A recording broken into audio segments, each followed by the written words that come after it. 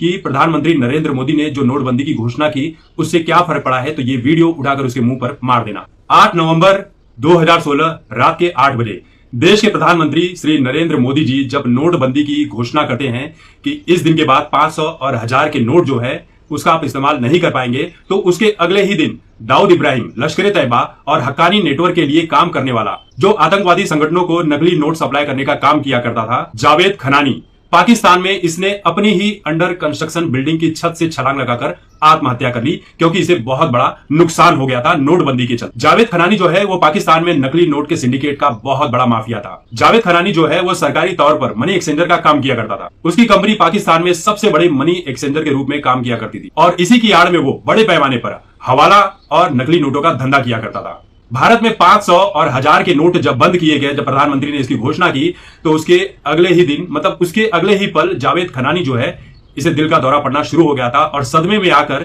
इसने बिल्डिंग की छत से कूदकर आत्महत्या कर ली। कहानी है कि उसके पास उस वक्त 20,000 करोड़ के नोटों की नकली करेंसी पड़ी हुई थी। जावेद खनानी पिछले कुछ सालों में 40,000 करोड़ के नकली नोट इंडिया में पहले ही खपा चुका था। सोच लीजिए कि भारत की अर्थव्यवस्था में कितनी बड़ी वो चोट किया करता था और आतंकवादी संगठन कितना बड़ा काम किया करते थे। और आज भी हमारे देश में कितने देश विरोधी है, ये इसी तरह के धंधों पे पलते हैं और देश का विरोध करते हैं।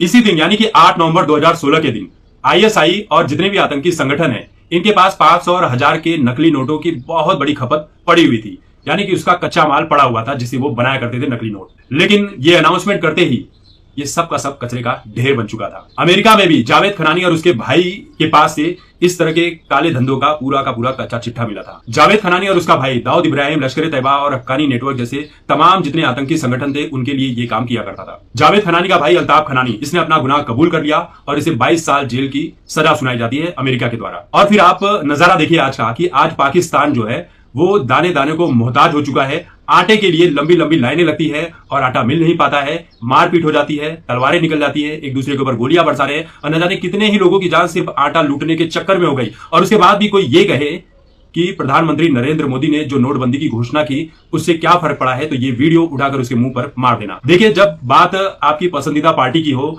ये मेरी पार्टी वो तेरी पार्टी, तो ठीक है, आप जितनी बातें करनी है कीजिए, लेकिन जहां पर देश की बात आए वहां पर आपको देश के बारे में ही सोचना चाहिए, इससे ज्यादा कुछ भी सोचना नहीं चाहिए। हालांकि नोटबंदी के दौरान बहुत सारे लोगों ने गलत अफवाहें भी फैलाई थी। तो ये वीडियो आपको ठीक लगा हो तो इसे जरूर शेयर कीजिए, ताकि इस तरह की जानकारी और भी लोगों तक पहुंचनी चाहिए।